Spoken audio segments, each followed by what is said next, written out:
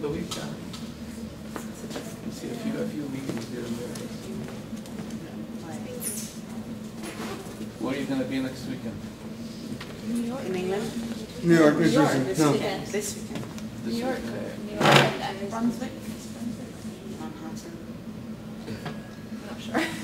We're just Dangerous staying any territory. states that we know really.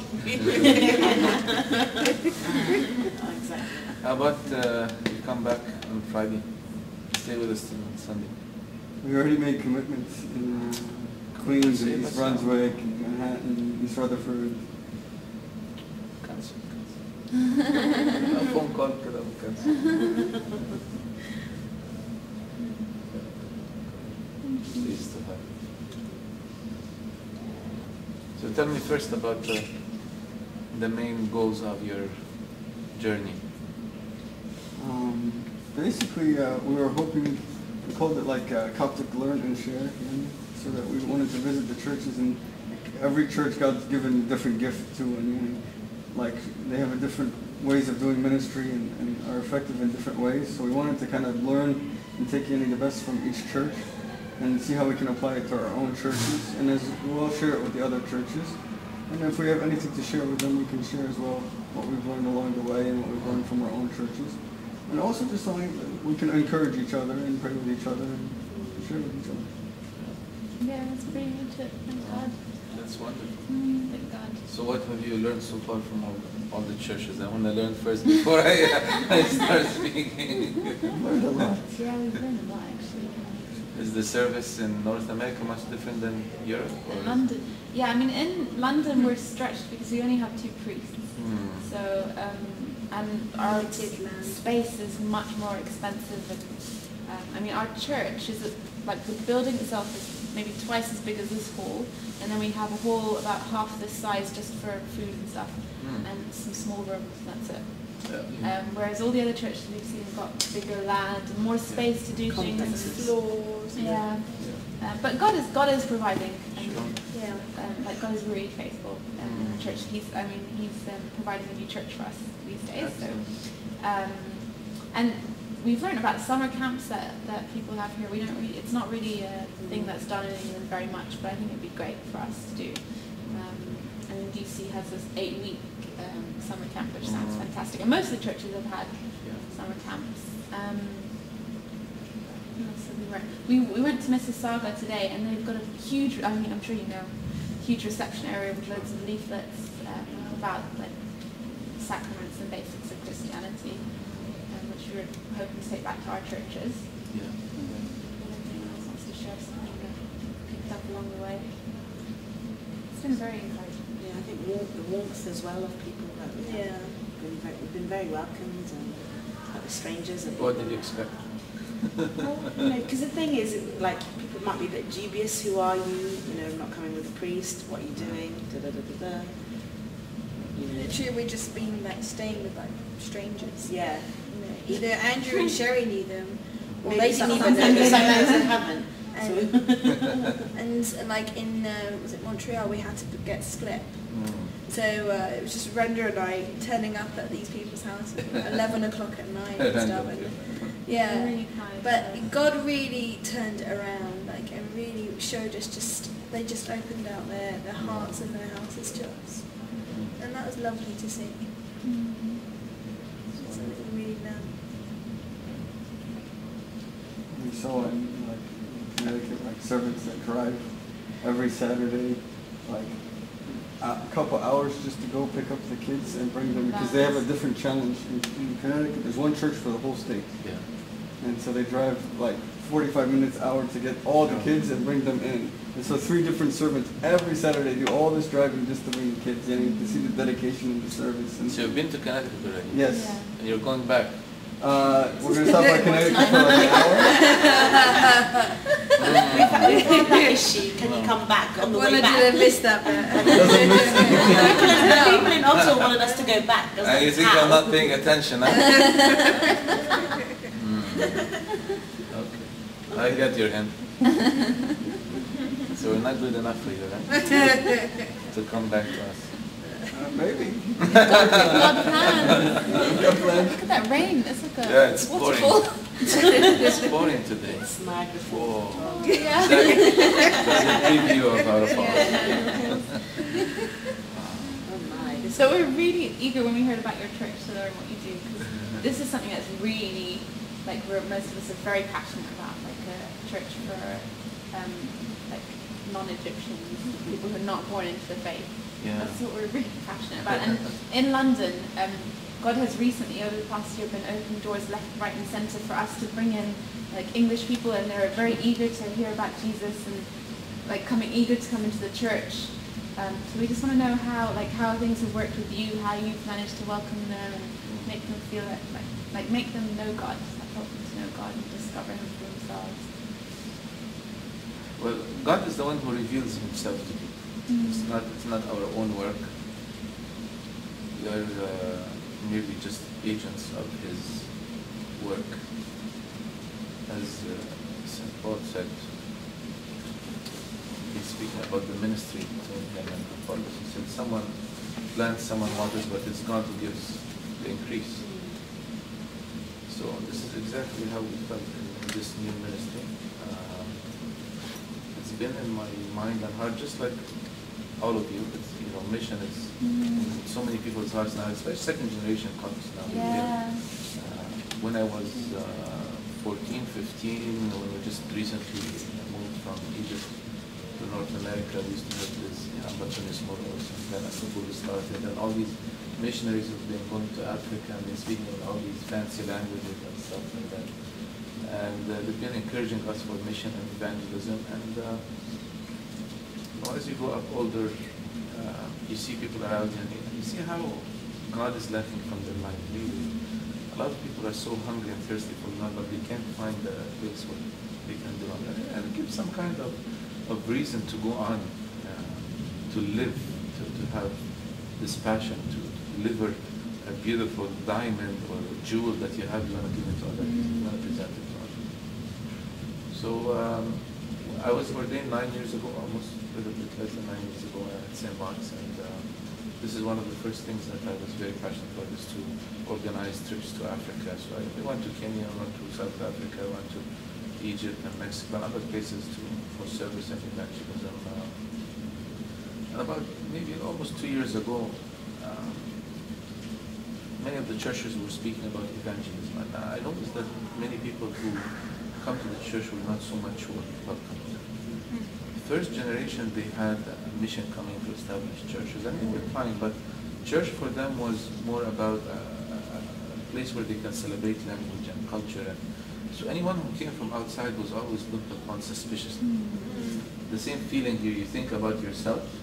You said, people would look at us and be suspicious, what are they doing here, what are they with the priest or not.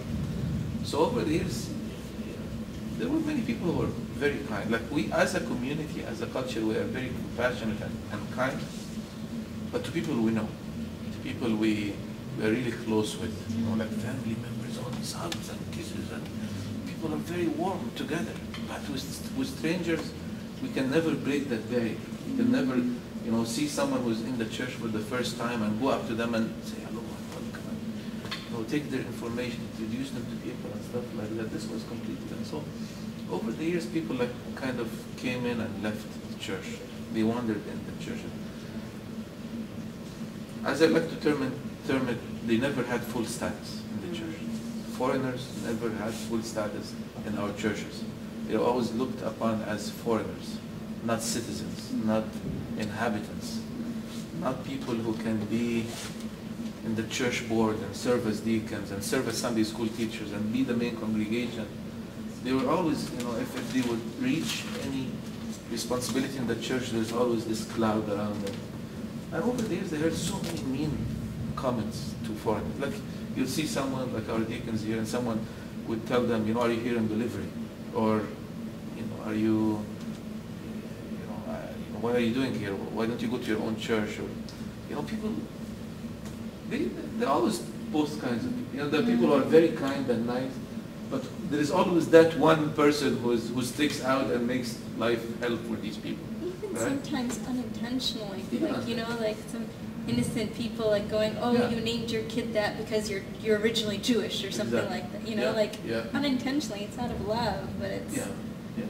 There are always these comments, and especially also with let's say second generation comments, even, which I consider also as not I don't know, not there's a little bit of like second year, like let's say someone like yourself, okay, and then you have a friend at work, you have a friend at whatever, you know a guy from somewhere, and there's nothing really, just a friend.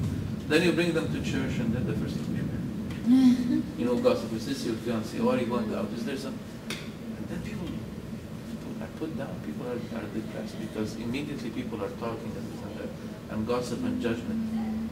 So these are some of the things that in the original vision that we wanted to clear up the church from, is to focus on Jesus, focus on Christ, and leave culture to the side. And I tell the people here, culture is like the donkey that Jesus rode upon to enter into Jerusalem. Use culture not as a goal, but as a means to enter somewhere. So we're not saying that we're deleting culture from the church, because we have to live in our culture. And even multiculturalism, as we like to call our church a multicultural church, is a culture. Multiculturalism is a culture in itself, because it has its own characteristics and values, etc., etc. But we're not going to be slaves to culture, whatever that culture is. We're going to live in today's culture, today's norms, with a Christian interpretation and understanding. And the focus is completely on Christ. While we are on this journey, everyone is welcome. Everyone is welcome without judgment, without gossip, without characterizing them as this. Anyone who is willing to focus on Jesus and to grow in their faith, they're welcome to be part of this church. So we set kind of a mission statement, which you can find on the website, on how this church. We have a website, yes, smsv.ca, www.smsv.ca. And usually we try to keep it updated as much as possible. So we came with this understanding, and there was starting to be some talk within His Holiness and some of the bishops about how we're going to serve the second generation Copts, how we're going to serve the non-Egyptians, what's the mission of the church. Now, this has also been part of my studies. So I did a Master of Divinity in the Youth and Family Ministry from Canadian University. And then after I finished, I started doing a doctoral degree, a PhD in basically in the immigrant church, basically the challenges of the immigrant church. So while I was doing this, it was in my heart to find a comfortable place, or to set, to find a church where people could be comfortable in it. The second, the English-speaking second generation, as well as the non-Egyptians, to find a home where they can belong. So I finished all my coursework. I'm just starting my dissertation now, and I'm doing it on intercultural marriages. That's the topic of my dissertation that I'm doing the studies at the University of Toronto. So while all this is happening, I guess God is preparing along the way, and His Holiness printed in the Karaza one day, and I can remember the day. It's a very special day, February 22nd, 2007. And Karaza that came out on that day, it says, His Holiness has set a committee to see how he ministered to the non-Egyptians. Really? Yeah. So I saw this, and I said, this is the answer of my prayer. That's exactly what I want to do. So His Grace Bishop David was responsible for this committee, so I contacted him immediately. I said, this is where my heart is. I want to have this church to cater to non-Egyptians. Are you brothers, or is that somebody else? Are you a brother? Yeah. You do look like him. Because he was with us in England. Yeah. Who? And the David was it Nottingham, or? He's in Nottingham. Yeah, he was in Nottingham Yeah, before he his looked like ordaination. him. So I contacted Sayyidina, and he spoke to His Holiness, and we started from there. His Holiness gave his blessings, And there was back and forth, like discussion from February all the way until November of '07. And for everything, there is an appointed time. There's a perfect timing from God. Like we can think and plan things, but God has His, what the Bible calls the fullness of time, right? In the fullness of time, it happened the incarnation. The fullness of time, when I guess the church was ready for this kind of ministry. So I got the approval of His Holiness. I went to Egypt on November the 14th of '07, and His Holiness gave us his final okay to initiate this ministry. And we had been doing some like evangelism from beforehand when I was still at St. Mark's. And as they say, the rest is history. So you're full-time now? Yeah. So we had the inaugural Divine Liturgy here. His Grace Bishop David came on December the 15th of '07. So it's been almost 7 months now since we started this ministry. It is one of the newest churches in North America, I guess, that has an occasion. So it's been only 7 months, a little bit less than 7 months. And God has been very gracious. We had a wonderful meeting with His Holiness on May 31st. I took the congregation, he was in Mississauga, and he wrote about it in the Karaza that just came out on July the 4th. And it's also on the website, the whole meeting with His Holiness. He was very pleased. Actually, His Holiness said a phrase that I don't think he has ever said before. And it's all recorded, so he can't change his mind. When he saw all the people, because 15 people from our congregation went up and greeted him in their own mother tongue. So there was the Chinese and the Polish and what is it? We had the Jamaican, like different cultures. We had the German, we had Persian, Arabic. Robert, how are you? Good, how are you guys? You have to come meet our guests. Okay, what's that? Robert is Italian. Anyways, Spanish. So in his discussion, he said, "I want to be a member in your congregation." Wow. I don't think His Holiness has ever said this word before. I asked a few bishops to say it, but of course with all humility and kindness. He's so kind. His Holiness is so loving and kind. But we have now 25 different cultures. That's why I want you to come to meet them. Just met a few of them who are here for the hymns classes and for our more people are going to come for the young adult meeting. Tuesday night is our young adult meeting. Of course, the majority of the congregation are still Egyptians, so they need, of course. But they are coming with the right attitude. You They are can coming. actually tell, like when we came in, the welcome we got is very apparent. Like Yeah. very warm. Yeah. Like everybody's been warm and welcoming, but there's something. Do you pray on Sunday? Yeah, we're renting for now. We have this church during the week, and then it's busy on Sunday morning. So we are renting actually a school gymnasium. We're praying in a school, but it's wonderful. We have no complaints whatsoever because Christ is present. Christ is at the center of this ministry, so the people are rejoicing really. It's been the answer of so many prayers. I do wish we could come on Sunday. Yeah, now you can change your mind. You're the driver. You go to Connecticut. I'll ask the ladies to come. You're the one that says go to Connecticut. Right? We've been going to Connecticut for 1 hour, then to Jersey. Yeah, maybe staying. Everything in the church is it's the same. It is a Coptic Orthodox church, and everything that a church entails. We have not changed a thing. Because for me, doctrine and theology are very important. It's not that we're gonna to win people we need to dilute this, take away that. No, that's not the point. When people actually non-Egyptians don't want to delete anything. It's us Egyptians sometimes say the liturgy is this and the liturgy is that and the this that and this. But many of the deacons here, you find them on Saturday night praying the midnight praises. And Everything's English? Everything is English with a little bit of Coptic. Little bit, but no Arabic. There's no Arabic at all in this church. The Coptic because it's enjoyable and Yeah. translated. Yeah, a little bit, like a flip. But still people want to understand.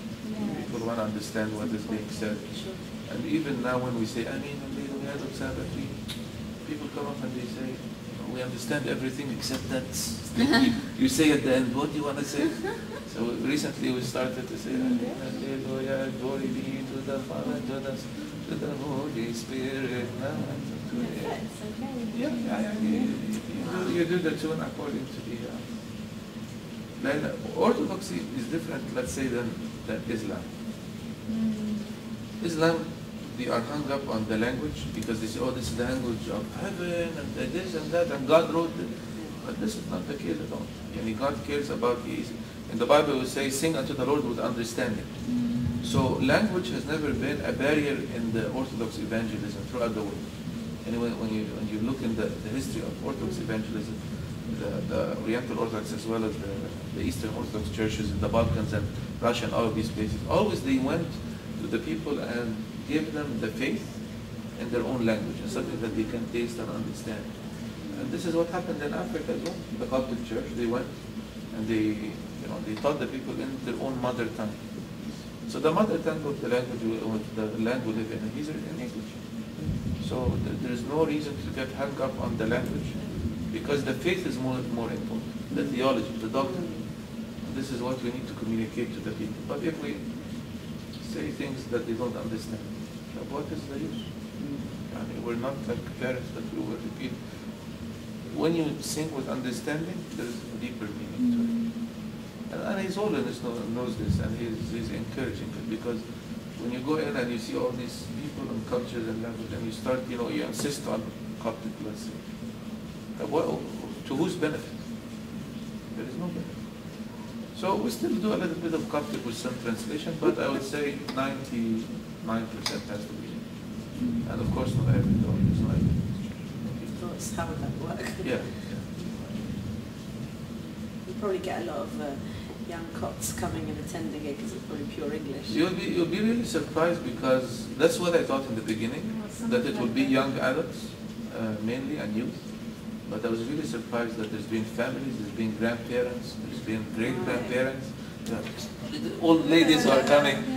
Because some families don't want to split up, and they understand that for the benefit of their children, etc., they want to be We in a have that in place. our English liturgy, actually. Yeah, It's mainly yeah. families, Yeah. not many young. We actually have a lot of Ethiopians start coming to our church Yeah. because we do all our services. Same, We do all English Sure. services, Same. and they want it for their children. Sure. And the Ethiopian, we have like 14 churches in our city, Right. not one of them do English Yeah. service. And that's a problem with many Orthodox churches, like the Greeks and Yeah, the Russian. the Russian and Eritrean, Ethiopian. They insist on praying in their own mother tongue, and they are losing a lot of their Not sense. even the mother tongue, sometimes even The classic, ancient- ancient Greek, Ancient which no one languages. understands. So the Coptic actually, His Holiness Pope is one of the most progressive Mm.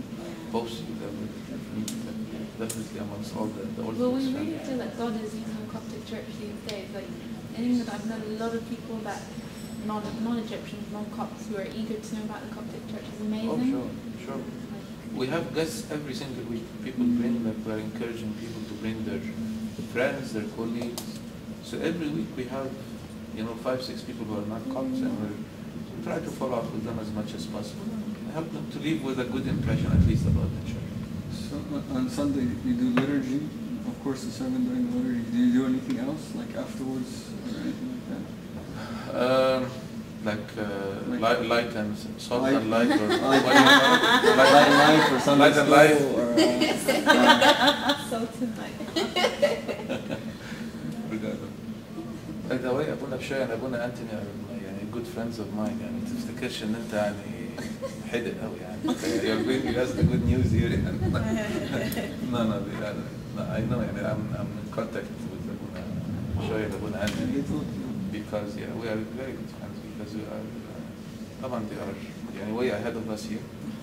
And we're just like babies got along, but we are in a way like-minded, so we bounce off ideas off each other.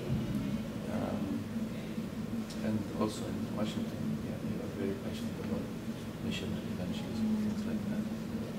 So, We still have a lot of the struggles that you were mentioning earlier, like the whole, we still have a lot of those struggles, like the community not being welcoming or, saying things that are offensive. I mean, we still struggle with those things as a bigger church. We're still like. but you are much better than most churches. Yeah. Yeah. Part of it is because Abuna Pishoy and Abuna Anthony Of course. push Have the the vision culture as like well. that. Oh, definitely. And I mean openly on the pulpit Of say course. that this is what kind of church we are and this is what's acceptable and what's not acceptable. And, they- and it's normal, it's not only in the Coptic culture. Mm. Yani when you look throughout any immigrant community, they are moving out of their motherland, and yani church is not only a place of worship and praise. Yeah, it's a place to celebrate culture, and you want to feel like we have here some places you like say little Italy and little Greece and little China and little this, but and people want to bring into the new land everything. So you're coming, and basically what you're doing is that you're pulling the rug from underneath their feet, and they're falling. So of course you have to meet resistance. And yani, part of my thesis, what I'm trying to establish as part of my studies in how to say that there are two types of churches that exist. What we call an ethnic church and a multicultural church. Let's say in the lands of immigration. Okay. We need both kinds of churches. You cannot have one without the other at this day and age. Liba. Let's say we come to all the Coptic churches that have been established in the past 40, 50 years, and we say, okay, from today on, all the churches are going to pray in English, all of them are going to be multicultural, all of them are catered to different languages and this and that and that. What will happen is that you will, even though this is, in my opinion, the right move for the future, but immediately it's impossible to do with the first generation immigrants, because not many of them are, let's say, fluent in English. So you're gonna, and not all of them have children. Everyone is saying, okay, we're doing this for our children and this and that, right? What about, people who don't have children, or children have grown up, and they want to hear the liturgy in their own mother tongue. They want to go to church and they want to speak with each other in Arabic. Because as soon as you speak in Arabic, you're alienating people around you. But And we have a constant influx of new immigrants of course, as well. especially in the States, there's a lot of Saida coming. And who are blessing this. 60% of our church is new Yeah, it's immigrants. coming to us as well. Yeah, they're going to come I to think you. it's more in America, but No, but recently More we've in just Europe. had a huge influx. Definitely. We don't know half the people in our church. Yeah. But let's say by النهارده you don't pray in Arabic and you don't cater to the new immigrants and this and that. What will happen to these people? You lose them. You're going to lose them. And there's not a You wise can't move. trade. It's not No. like trading souls. It's not like, Yeah. okay, we'll It's take not- these. No, you can't. It's like one package, and people who come to church, you don't have an option. But on the other hand, what about the future of the church? Like if we don't move either to that, and if we, but please join us. We need you on this conversation. Dr. I thought the usual start at 7:30 or لا احنا exactly. It doesn't work for all people. It- We have bed by 8:30. We have our guests from Washington DC and from London, Hi, England. nice to meet you. Oh, nice to meet you. Hello. Hi. Hi, how are you? Dr. Wadad is one of the pioneers What up, are you? of the Coptic Church and passionate about the concept of a multicultural church. They are visiting us from London and from Washington DC. They are going around many churches. Learning to- about our experience. Learning about it. I heard that somebody in Washington DC wants to start our church. yeah, and we want to pick up things that we think would work in our churches back home, and like just because God's growing our churches, so it's fantastic so far. Sorry to interrupt. No, we're That's happy all. to have you. I'm saved by the bell. I need some help. To see all of these enthusiastic and like. So what do you do in a typical week? Like what are all the services? Of course, we're still renting, so we're limited to the use of the church. So we have this church on Tuesday nights, Friday nights, and Saturday nights. So we cram all of our indoor activities in those days. Sunday we are at another location, as I told you, the school. So on Tuesday nights here we have a deacons meeting, worship team practice meeting. We have a knitting group who gather to knit. And then we have our young adult meeting. That's on Tuesday nights. Friday nights is our youth meeting, high school mainly. And then Saturday evening is Vespers. We have a prayer meeting afterwards, and then a lecture, a Bible study, midnight praises, and confession time. And then Sunday we have the liturgy, and Sunday school, time for fellowship, and the servants meeting. So it would be like what we can do so far. Then we have one of the nice ideas that we did that might be useful to some churches is the concept of having, I call it a Get Involved Day. So basically, we put together all the committees that are working in the church, right? And we figured out that we came up with 25 different committees, and every committee has a leader. So on 2 consecutive Sundays, you know, some people, we want people to get involved in the ministry, but you don't know what are the talents of the people. So basically we had like an open house after the liturgy. All the leaders were present behind tables, and they had, each one of them did like a mission statement for their committee.